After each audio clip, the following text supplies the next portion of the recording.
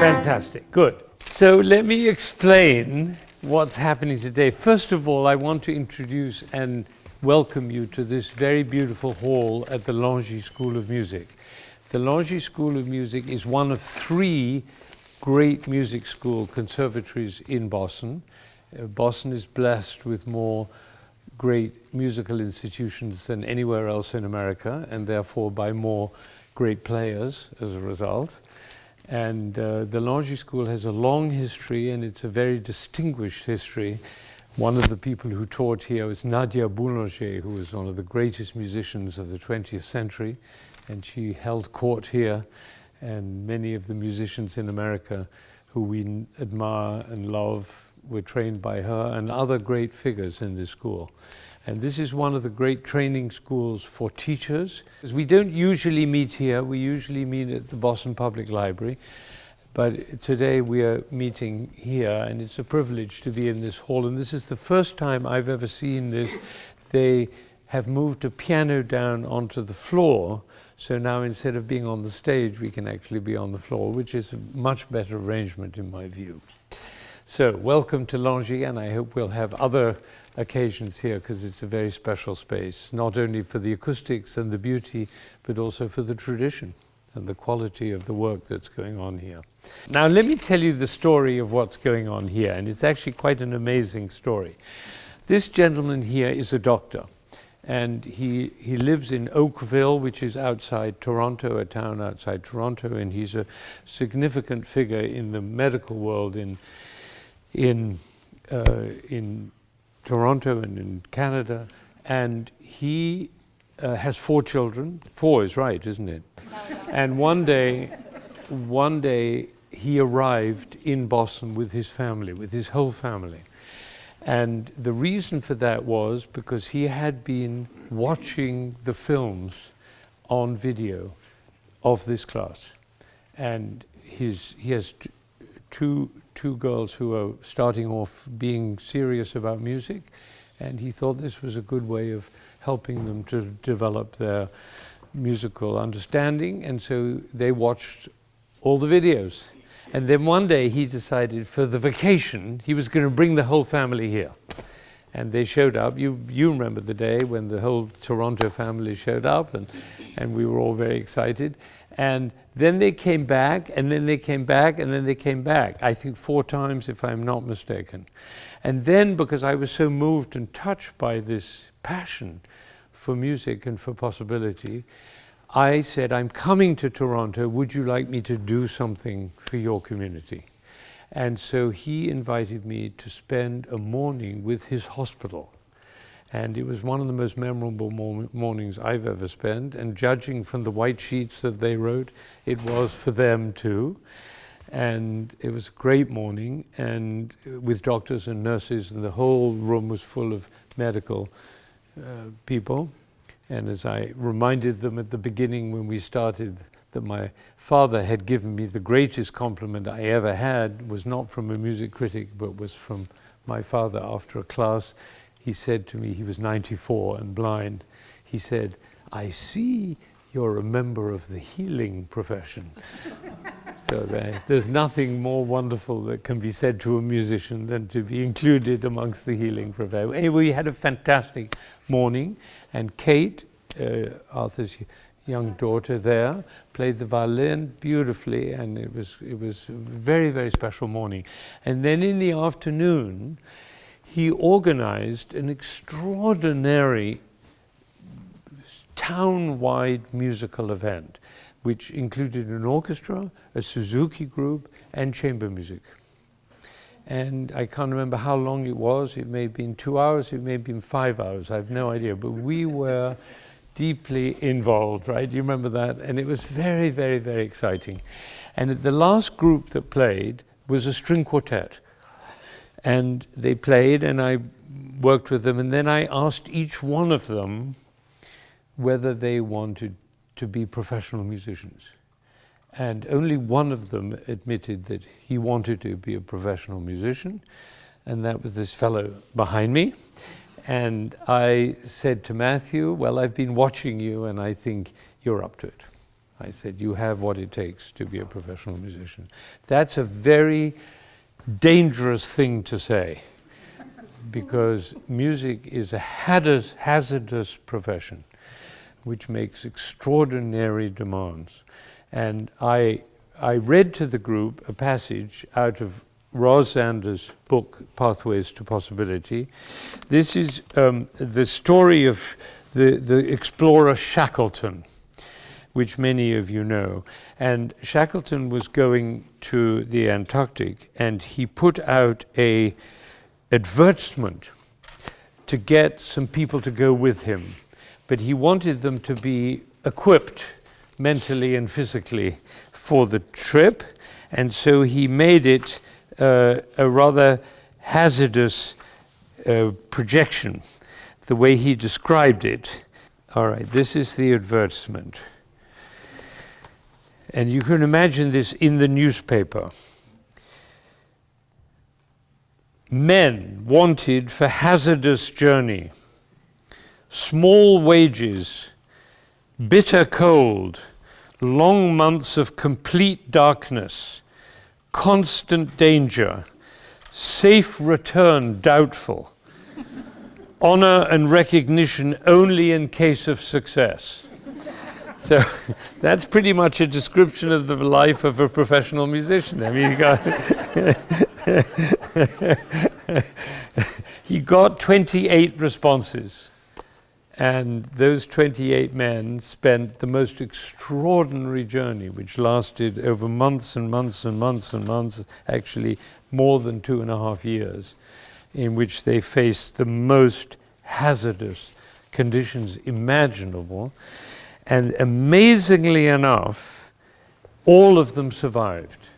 And what Roz posits in her book is the idea that there was a reason for it. And the reason she gives is this. We have meager clues as to why that happened, but one stands out. Shackleton remained consistently positive in his outlook, and he forbade the expression of negativity or despair.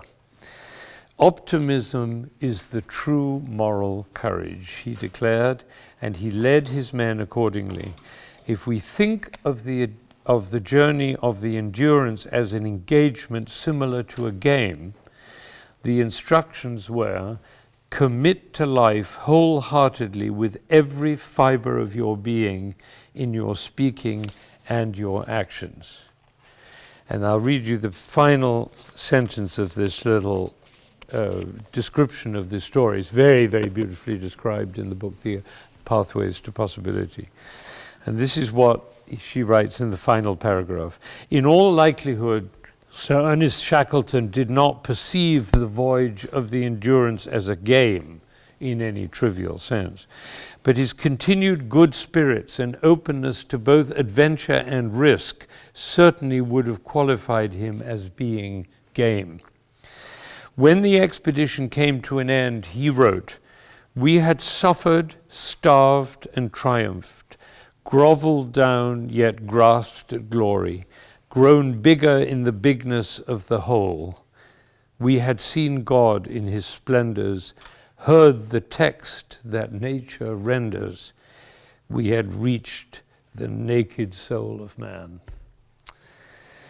Well, you must wonder why I brought up such heady and profound thoughts when I have a bunch of kids sitting on the stage here waiting for a coaching. Well, I'll tell you.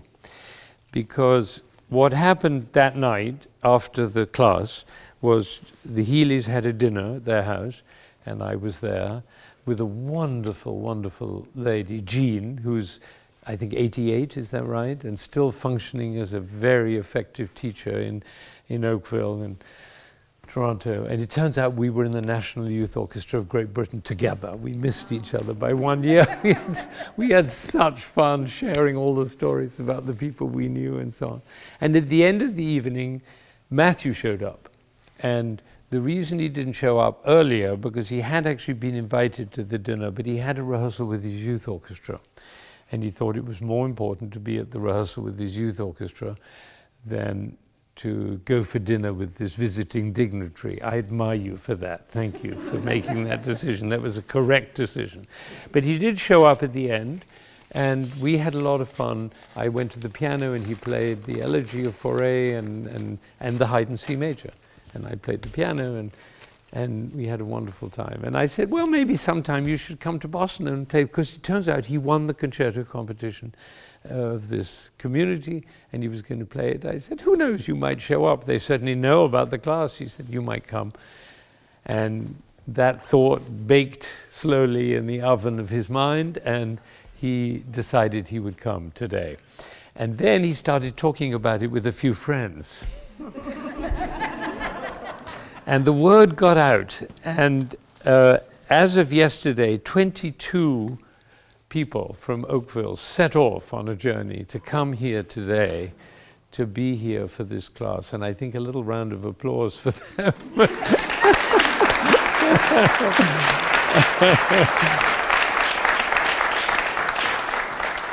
Some of them drove, and I don't know if you have any idea what that means. That's 9 hours of driving. And when they arrived, it turns out the hotel they'd booked turned out to be a warehouse. It wasn't a hotel at all. And so they spent most of the night awake. And he was deflected and had to fly to New York, and only just arrived a few minutes ago. So I think you're getting the feeling of the Shackleton idiom here. And you notice nobody's complaining. And they look as cheerful and as happy and as open-hearted. Look at that face. This is not somebody, it's not the face of somebody who spent the entire night awake. Most people, when they spend the entire night awake unwillingly, show on their face the irritation, the despair, the fear, the upset, and so on. But they don't have to. They don't have to. It's a choice. You can either let those emotions show, or you can replace them with other emotions like excitement and anticipation and joy and all those other emotions that you see around you. So congratulations for that, because when we talked in Oakville, we talked about that choice that every human being has at every moment to be an expression of optimism. And that's what Shackleton was about. Optimism is the true moral courage. And the music we're going to look at is about optimism. Isn't that right? Is that beautiful? So this is what we're going to do. This is a very strange situation with a tiny little orchestra, but I want to tell you that it isn't a great deal smaller than the orchestra that played this piece for the first time. Isn't that interesting? It was a very, very small group. And I was a cellist. I don't know if you know that. I studied cello, and I was your age in the 50s and 60s. No, 50s actually, I was studying. And I never played this piece. Do you know why I never played it? Can you guess? Every cellist now plays this piece. Every cellist. If you're a cellist, you play the Haydn C major. But I never played it. Why didn't I play it? Because it wasn't known. It's the most amazing thing. It was lost. And it was lost for a very interesting reason. Because in those days, people were only interested in new music. They didn't care about music that had already been performed. They only wanted new music. So the Prince Esterhazy had a group, and he hired Haydn. Haydn was about 30, and he spent 30 years there. And he found a little orchestra when he arrived. 11 people, that was the orchestra, 11 people. Then he brought in a few people from the military barracks and a couple of people from the church, and he made an orchestra of 28. That was the biggest orchestra at the time. Huge orchestra. Nowadays, my youth orchestra, they're coming to the youth orchestra rehearsal this afternoon, and then to the Boston Philharmonic rehearsal tomorrow evening. I mean, it's going to be very exciting. You're all going to fall asleep. But that's huge. Our orchestra is now humongous, 110 people in Nog. That, in those days, 28 was big. So this would have been not unusual. And what happened was there happened to be a very, very good cellist there. Weigel was his name, I believe that's right. And Haydn was very excited, and he wrote this piece for him. And then, since it had been played, it wasn't played again, and it fell into the hands of somebody who actually just liked collecting cello concertos. And he had about 30 of them in his library, and somebody. And then, during the war, these buildings of all these aristocrats was taken over by the government, and all this music was thrown into the National Library in Czechoslovakia. And in 1961, a scholar went to the library and discovered this piece. By that time, I was already finished with my cello studies, and I was at London University, so I never got to play, but I remember the day it was performed, May 19th, 1962, for the first time, a masterpiece of the literature that had never been heard. We were all so excited about it, and now it's a masterpiece, and everybody plays it. Isn't that funny? So that was, and it would have been played just once, because in those days they were only interested in new music. But the main thing now, since you've all come together, is it all depends on the cellist. So let's just begin just with the cello. Shall we begin with your first entrance and see how you play the first entrance? I'm very excited to hear him play. Are you excited to hear him play? Because we want that to be the case every time somebody plays. We want everybody to be like this, excited to play.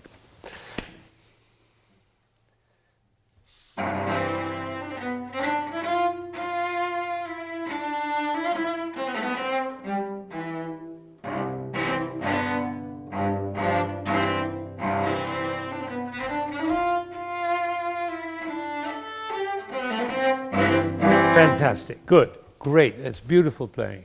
The first thing that happens for you is a chord with 4 notes in it. Just play it once with just one note, just play C. No, the high C, right? Play C as if triumphant and joyous. Yes, and now add an E, and now add a G, and now add a C. Yes, exactly. I mean, what more triumph can you utter than that? Even the key of C major, it's the essential key. It's the key of the instrument, the lowest string. So can you put all that energy in that first chord? Just do it as much energy as you can. Yeah, ba-yum, ba-yum, yeah. Just the C, just the C. Ah, that's fantastic. Now, what it does is it overturns the da-da-dum, but it's essentially about da-dum. That's all it's about. Da-yum, ba-dee-ya-da-da. That little extra energy has to sing so that it draws attention to itself. So just do the chord and then da-ya-da-dum, just that much. Yeah, just as far as the B. Da-ya, da-ya, dee. Right. Da-ya-da-dum, dee. Good, that's great. Now, yum ba bum ba bee, yum biddy biddy. Yeah, can you get a little excited about yum ba bum ba beem? Are you excited about that? Does that excite you? Yeah. If it does, could you inform your face about it so that your face knows yum ba dum ba dee? Yes. Yes. Now the second F is very different from the first one, isn't it? Dum ba dum ba dim. Oh, that F is full of warmth, full of generosity, for some gesture like that. So if you try once again, 4 notes, all 4 notes.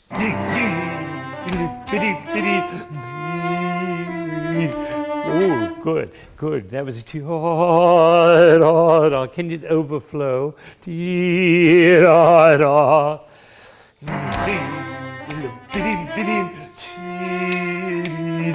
Oh, that's good. That's very beautiful.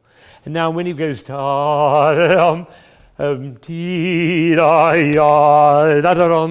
kind of proud, isn't it? Majestic, you know, they all dressed in those very elegant clothes with wigs and buckles on their shoes, and everybody in those days always stood up like that, very, very high. Just do that. Yeah, with more intensity, more warmth. Oh, that's good. Now that's something different. Just do that. Oh,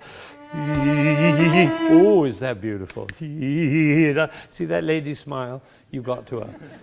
She said, that's so beautiful. Do it. Oh, that's gorgeous. And now, terrific. Do the whole phrase.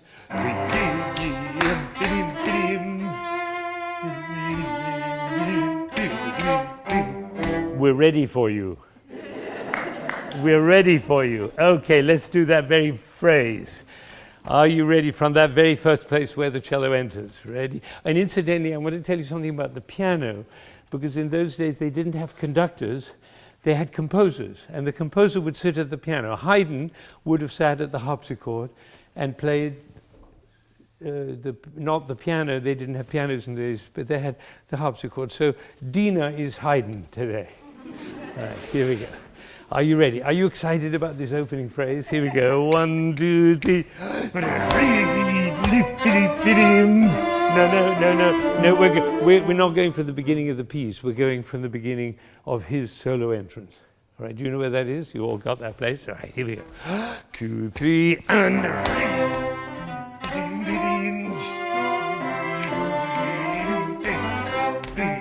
Good, bravo, very good. We're ready. That's fantastic.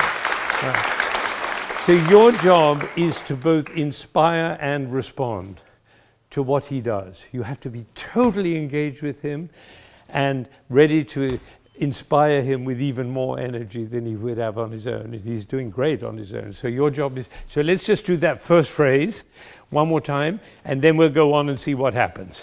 Just as far as we worked. For the same 2, 3, and...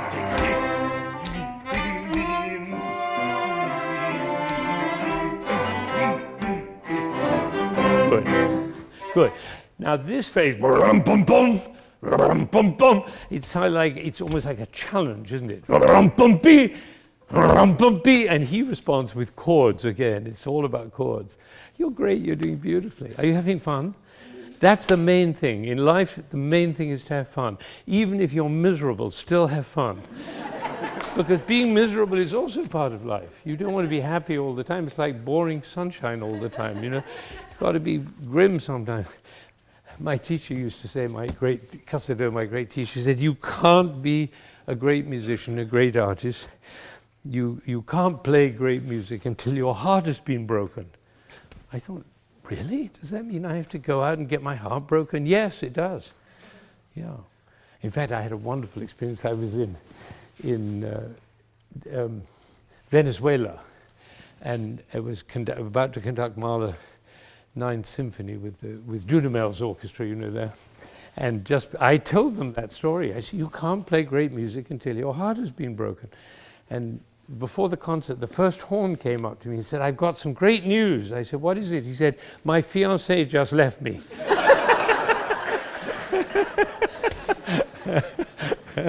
So, yeah, great, you're feeling. Now we're going to add this. Do it one more time, and then we're going to go on with the next phrase. 2, 3, everybody, 2, 3, and...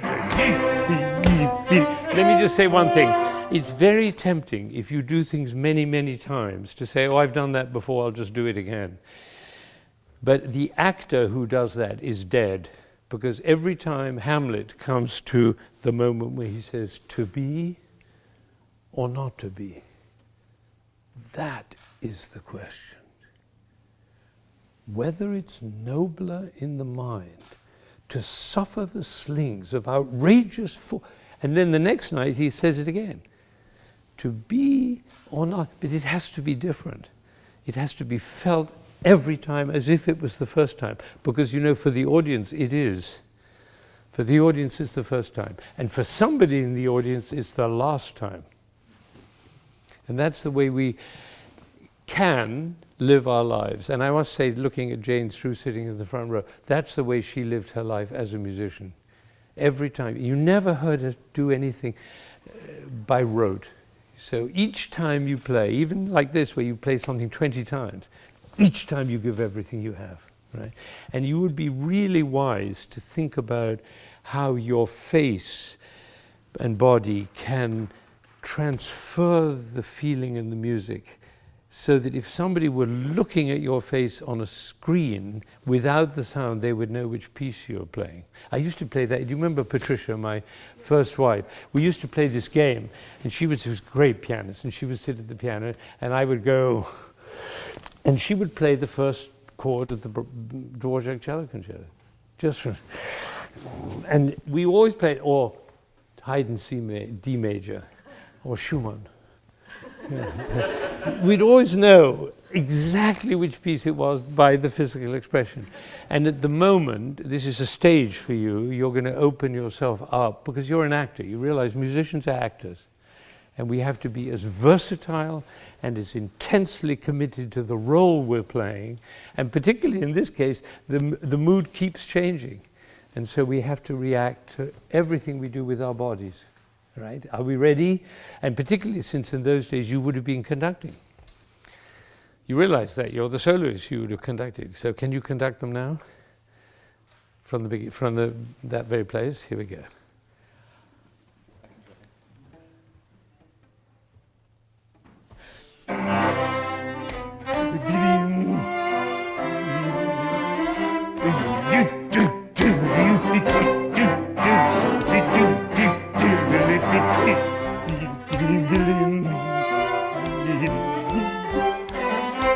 Now, wonderful, bravo. What you've discovered is that this is a conversation, isn't it, between the orchestra and you. And so the way you hand it to them and the way they hand it back to you is the way the music is made. That's why your eyes and your body and your face are so crucial as musicians. Right? But it's great. So, let's get that, see whether we can make that a little bit more alive. So it's marcato, do you have? Should we do it from there? 1, 2, 3, and it's right, that's right. 2, 3. Right. Can you? The more excited they get, the more excited your response has to be. Right? So they once again, 3, 4.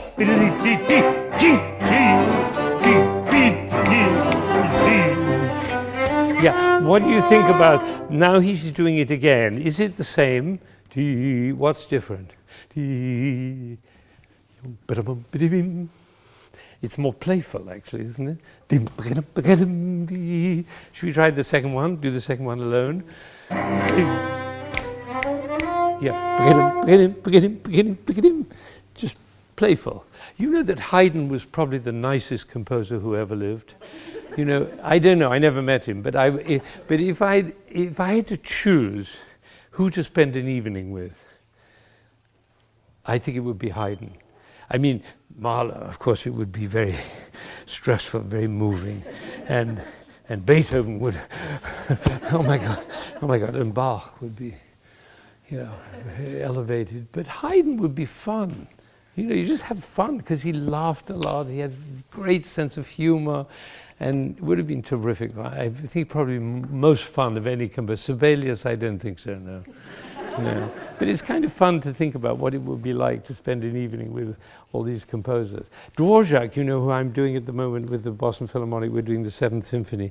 He loved the countryside, he loved nature, and he loved folk music, and he loved people. And people kept on saying, come to town, come to Vienna, come, no, I want to stay. He lived in a town 40 miles from the next village. 40 miles, there was nothing. If he wanted to get some milk, he couldn't go to the town.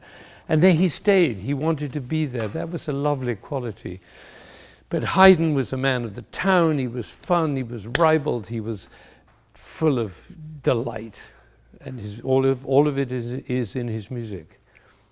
Should we try it again? Second phrase. 3, 4, and re. No, I meant actually.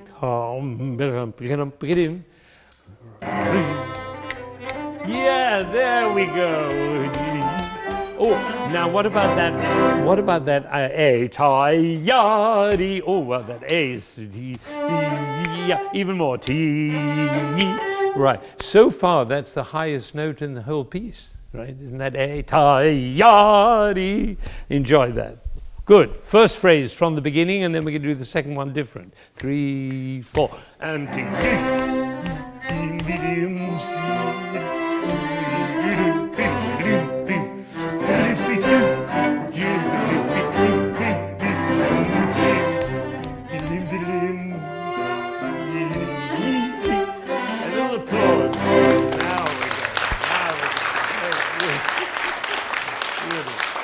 Let's go on. What happens next? Let's listen. What happens next? Go on. Yes, play.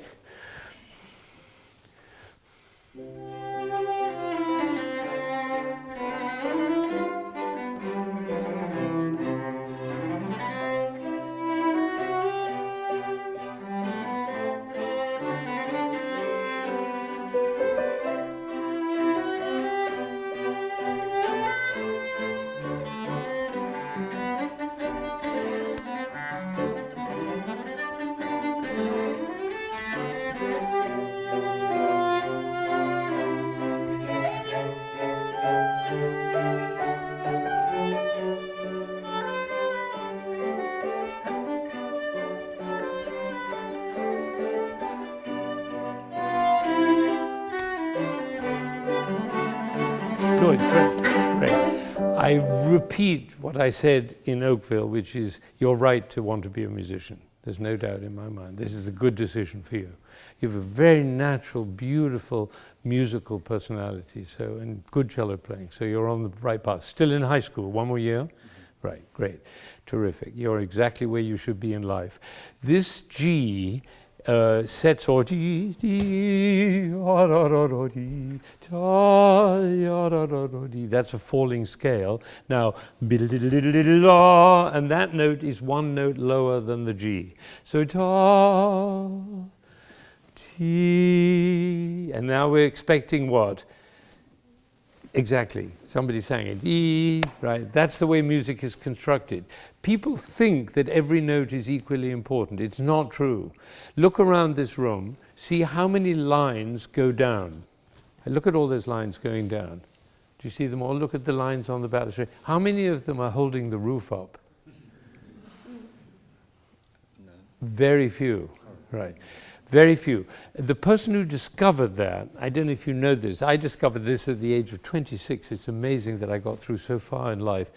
Discovered the great thinker about music, Heinrich Schenker. And Heinrich Schenker was the person who introduced the idea that there are certain notes that hold the roof up and the certain notes that are decoration. The mistake they made, many musicians made in the Romantic era, is that they made the decorative notes melodic instead of the structural notes melodic.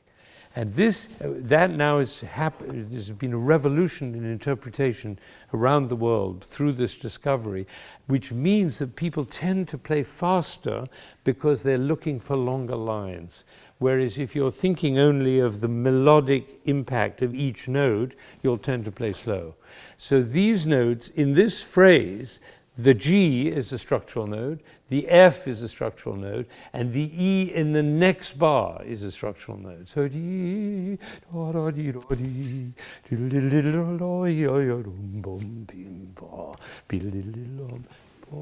there's the E, right? That's the one we've been waiting for. So can you play with that kind of intentionality where you're telling the audience, this is the note, and then this is the note, and then this is the note. And it'll cause you to be more of a teacher when you're playing. I believe we musicians are actually teachers. Maestro, the word maestro means teacher. That's all it means. Isn't that interesting? Every school teacher in Italy is a maestro. Even a kindergarten teacher is maestro. So think of yourself as a teacher and take the audience through the story. So do from the beginning again. 1, 2, 3. No, I mean from the G. No, well, that's all decoration. And I wouldn't think it would be unwise to move the tempo a little bit.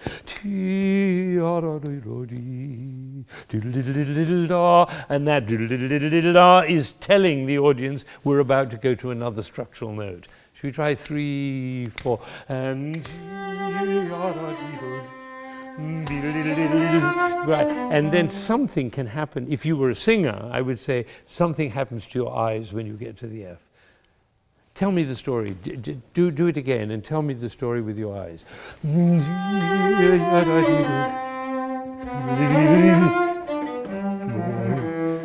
Good. And there's the E. That E is so beautiful, isn't it? Do it again with the orchestra. 3, 4, and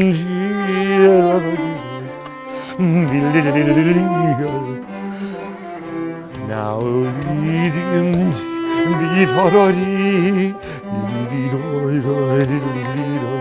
now here's the E. Ooh. Oh, now that note, that C, is the highest note we've heard in the piece so far. So do from the E, and then to A. Now T, yeah, ta dee da ya. C, right? It's the highest note. You need to tell them it's the highest note. Once again, yes, D. Now here comes the D. Yes, exactly. You need a little time for it. And here's a secret to all the musicians in the room. If you take a little bit faster tempo, you can take more freedom with the time. If you're slower, you tend to be note by note. But if you move it a little bit faster, what happens is instead of thinking of eighths, you think of quarter notes. And then what happens is this. So look, if you do, I can't see here.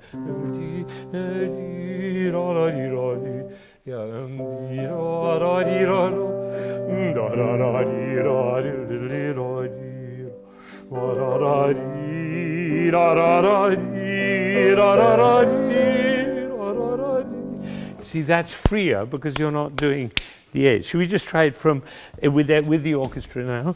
3, 4, and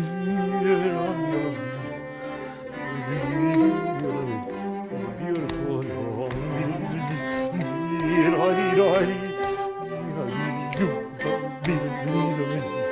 Now E, and then to G now.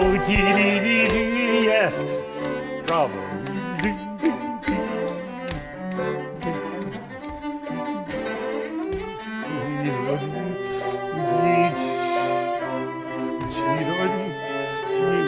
What you're saying is like somebody trying to persuade somebody else, I love you, ta-da-da, don't leave me, and then finally, ta-da-da, we're going to have a wonderful life together. All right. So do from there, ta-da-dee, from the B, yes, B, yes, from the B, ya-da-da, no, ja-ya-dee. You see that?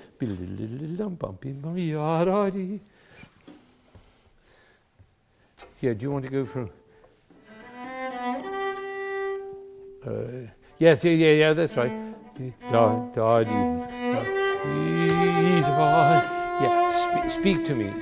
Speak to me. I'm playing hard to get. Da, ya, da. Yes, da.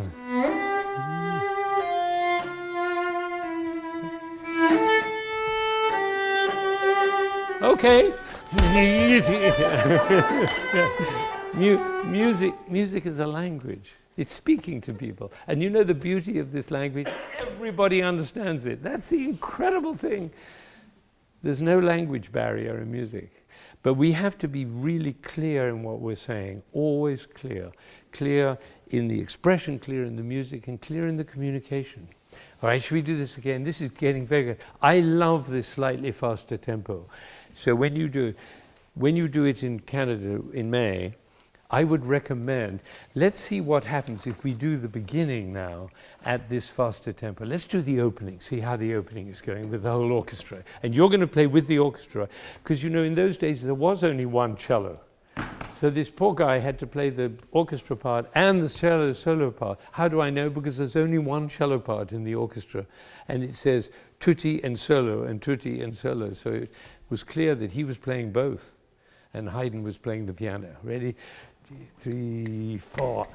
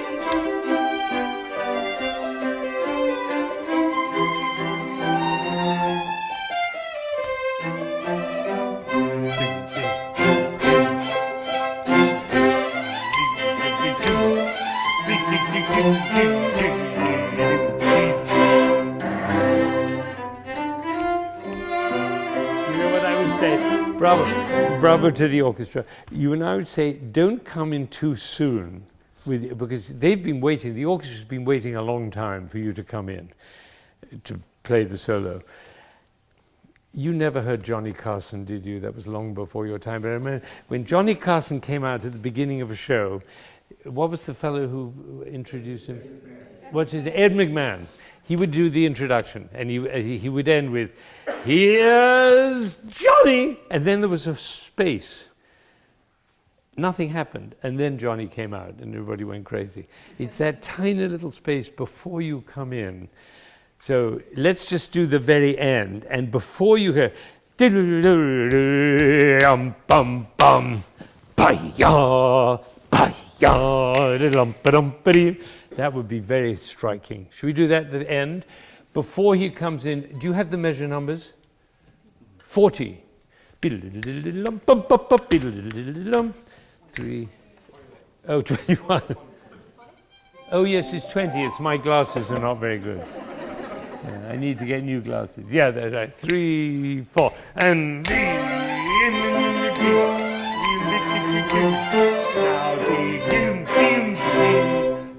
yes. And look, all these ladies in the front row. That's right. That's great. You need to play in such a way that all the people in the front row go like that a lot, because you're talking to them. Do you get that?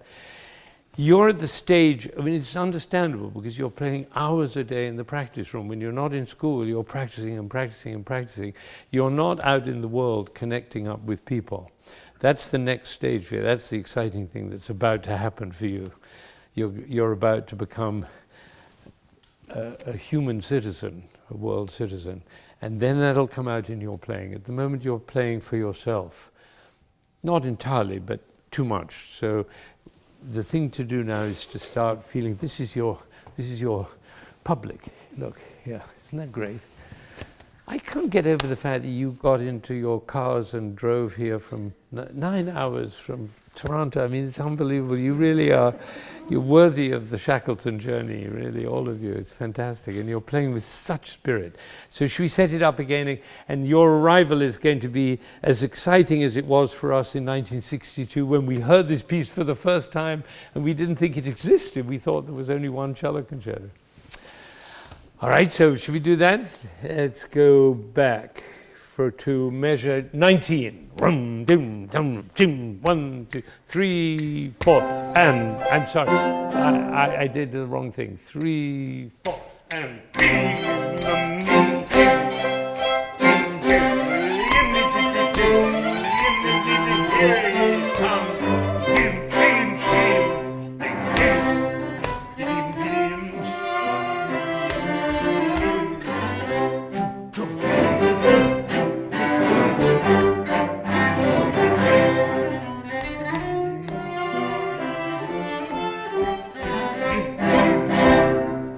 Same thing. Because this has gone from the masculine to the feminine. I know we don't talk that way anymore, but they still exist, those categories. And so, one, bum, bum, one, bum,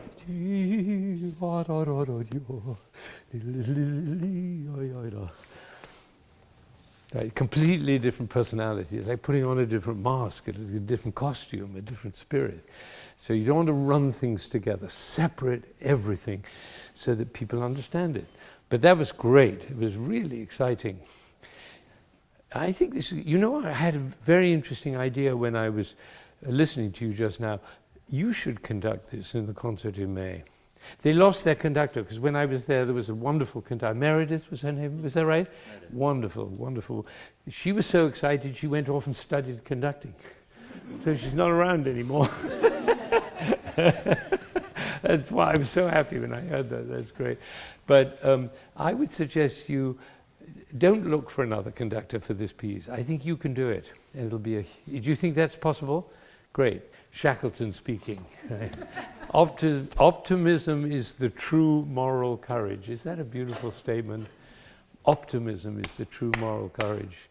That's the way to greet every event that happens. You've been up all night, slept in the airport last night? Great, terrific, perfect way of preparing. All right, love your spirit. Okay, so we're going to prepare that G again. We're going to do it one more time. I love the way you did the first chord, although it can be even more. You know Rostropovich's playing? You know his playing? You know when I say Rostropovich, that means something to you? You know who that is? Really? Oh, wow. That's amazing. That's a new generation. Yeah. There must be something on YouTube, because talk about communication. Yes. Well, Rostropovich, once you've seen it, you can't forget it. It's larger than life. It's huge. You get to know Rostropovich. But there are many others. And Yo-Yo lives down the road. He lives a couple of, you know Yo-Yo, right? He lives a couple of blocks. So play so he can hear it. Okay. Let's do it one more time, the introduction from 19, 3, 4. And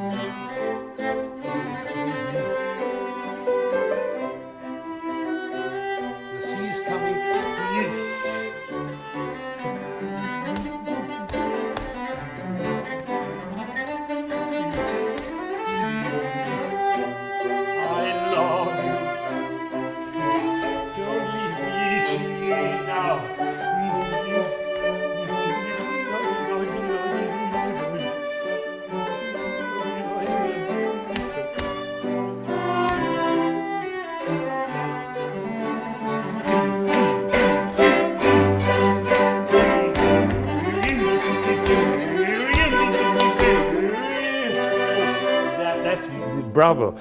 Virtuosity is there to please, not to terrify. Right? Virtuosity is there to please, not to terrify. Instrumentalists often say, oh my God, this is so difficult. No. Like magicians, they look as though it's easy. Right? So toss it off. No, when you go,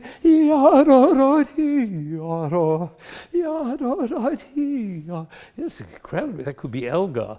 All those falling sevenths in Nimrod, you know. So you've got to change the character. So can you do? You're doing very, very well. Isn't this a good tempo?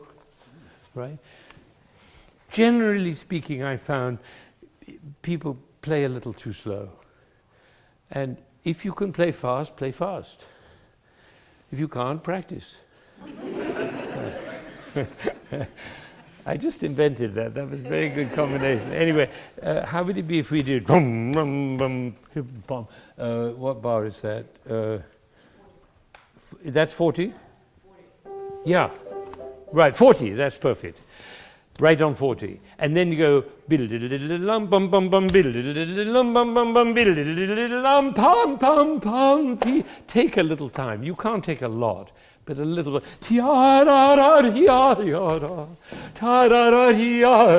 Vibrato, intensity, and fun. Right? So dig it. 3, 4, and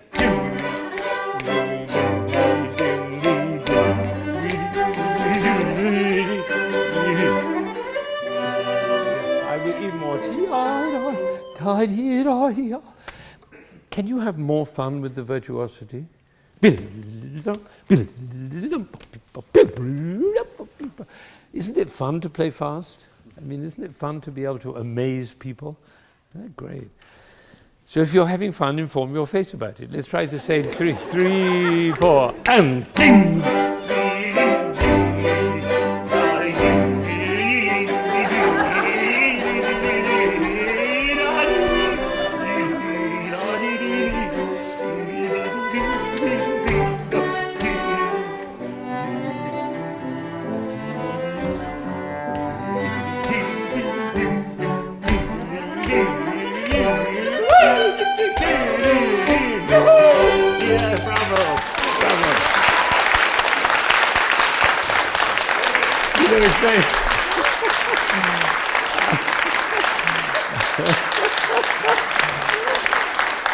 So now was it worth coming all the way from Toronto? Yeah. Look at this. I mean, it was something very extraordinary you did just then. You livened the spirits. I want everybody in the room to just notice how you're feeling right now. Your body, your heart, your mind. That's what music can do. To make you feel the way you're feeling now.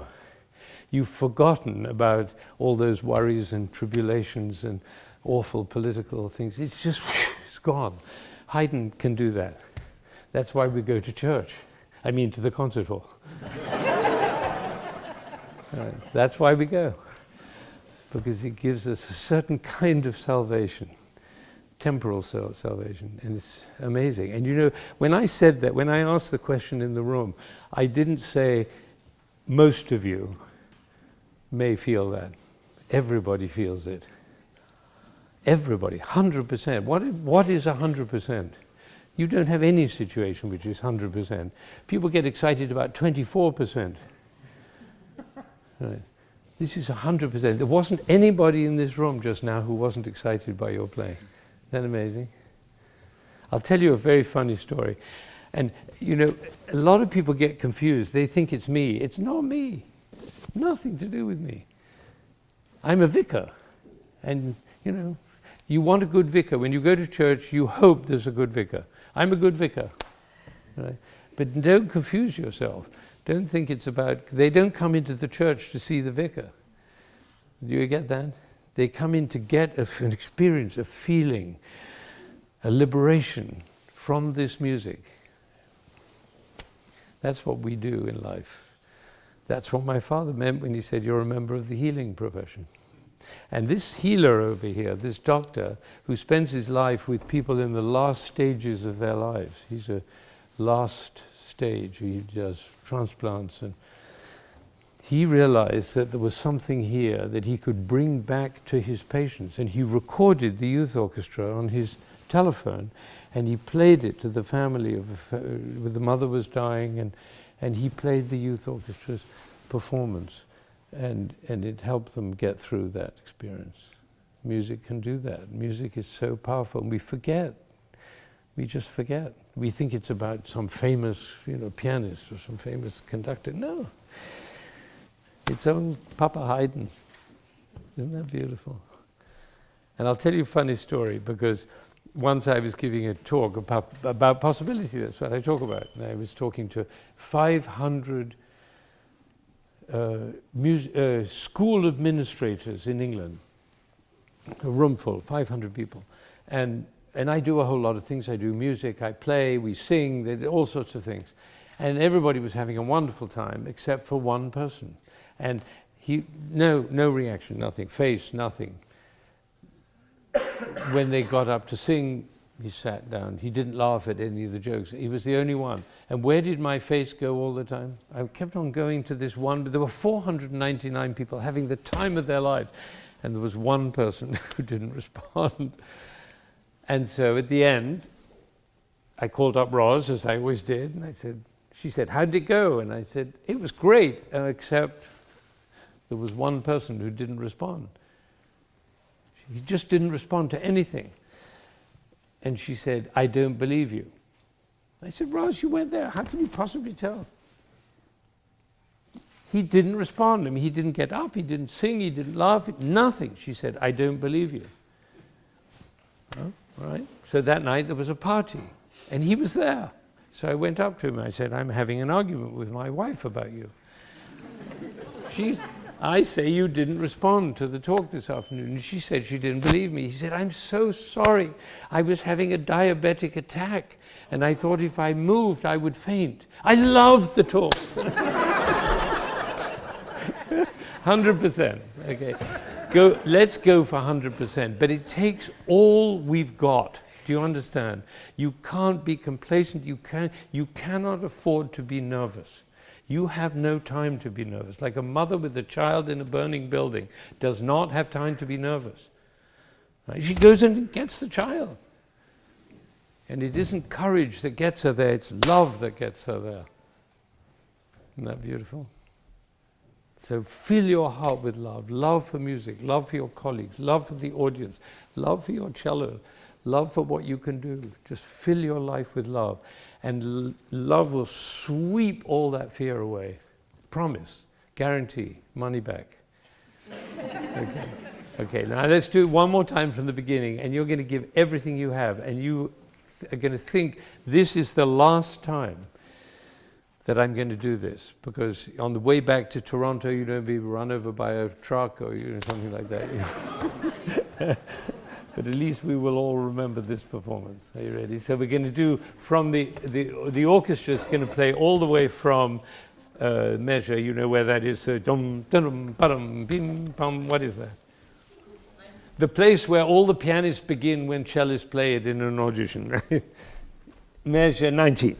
Are you ready? Here we go. Are you ready? Is the audience ready for this? This is going to be an exciting journey. Okay, ready? 3, 4.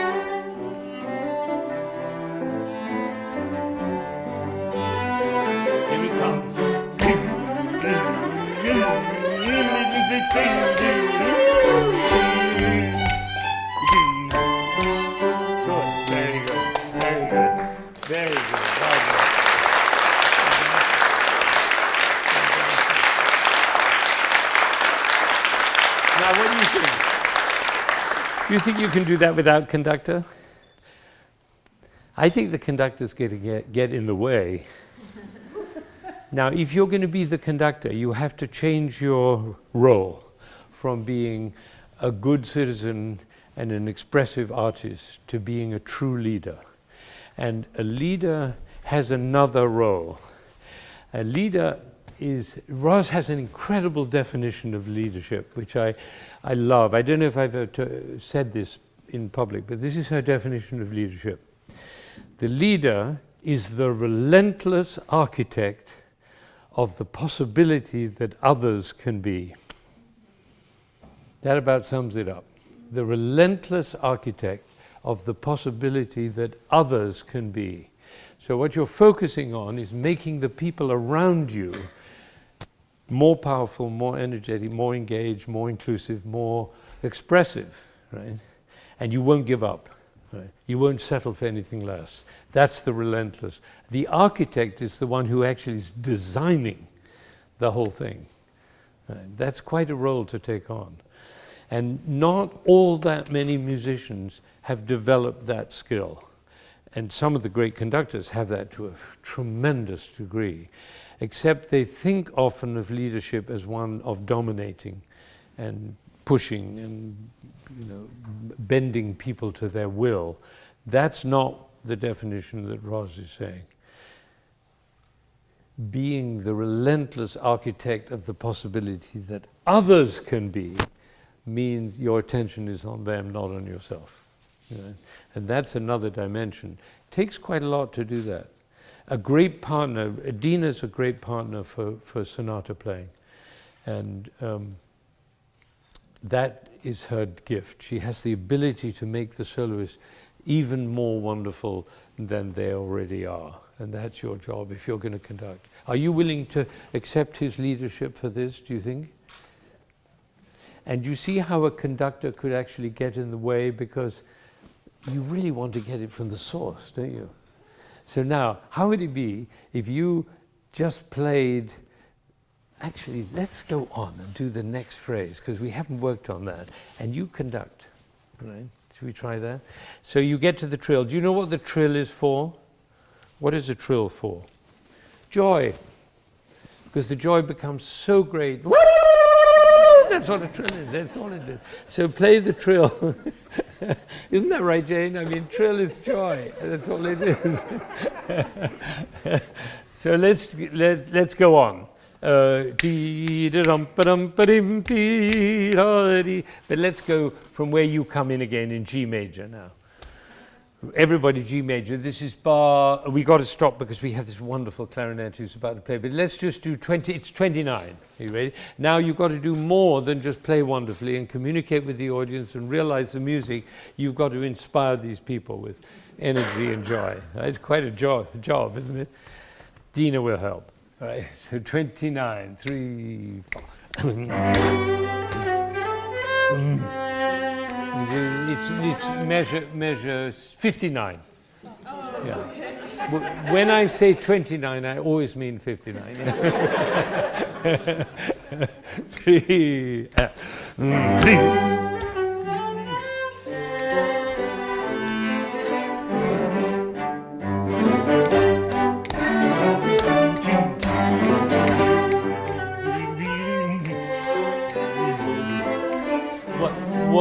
Was anybody in the room alive when Rostropovich came to Cambridge and played with the Cambridge Civic Symphony? Did anybody hear that? You heard that. Well, it was fine. He came to play Saint-Saëns concerto, you remember? Yeah. And there was a conductor. He's completely obliterated from my mind. But Rostropovich exuded so much energy that the conductor became an irrelevance, right? Because what could a conductor possibly add? So you have to get so much energy into your body and look around and be with the players so you can really galvanize them. Right? You're the conductor now. Yeah. You spend the whole night up in the airport. It was a good preparation for this. Okay. Don't forget that faster tempo. 3, 4.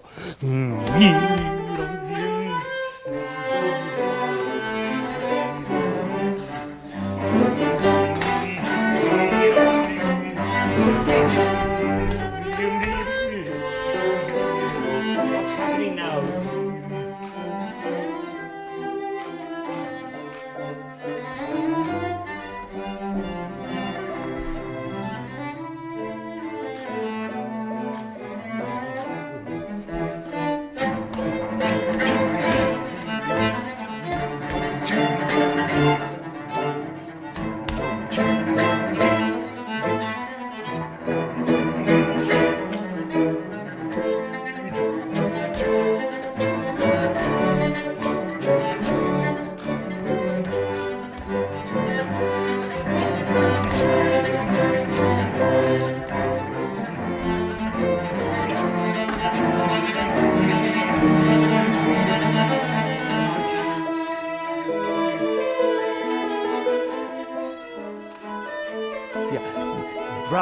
bravo, bravo, bravo. Wow, that's very exciting. Very exciting. You're doing so well. Do you know when this goes out online, on the video, people in Abu Dhabi and Ireland and Africa are going to watch you playing that. Isn't that exciting? Isn't that exciting? Do you realize some of these videos from here have been seen by over 500,000 people? And that's very exciting. Not because it makes us look good, because it makes them feel better. Right? And here's the thing to remember. Never doubt the capacity of the people you're leading to realize whatever you're dreaming. Never doubt that.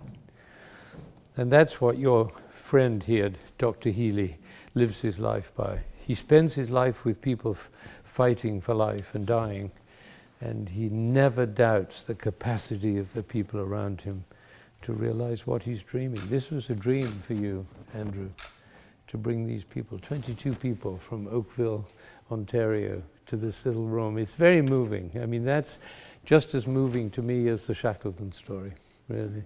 Really, just as moving.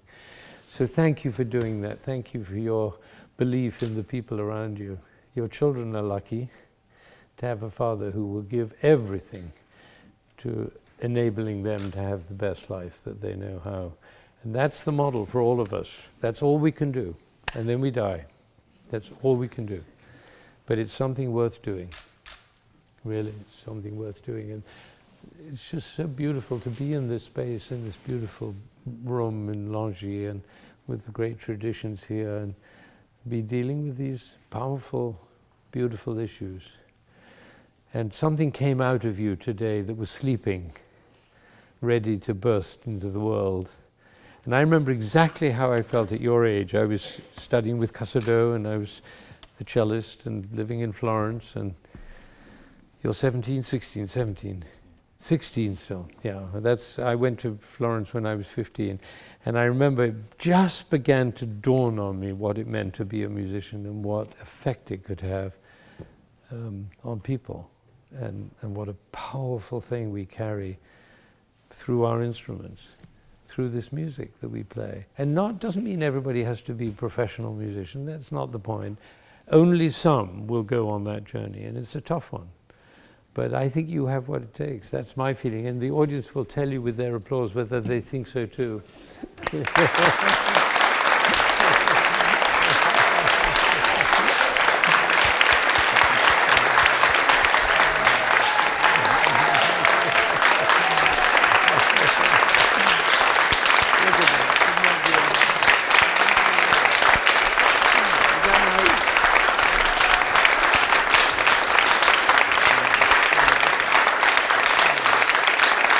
Great. Okay.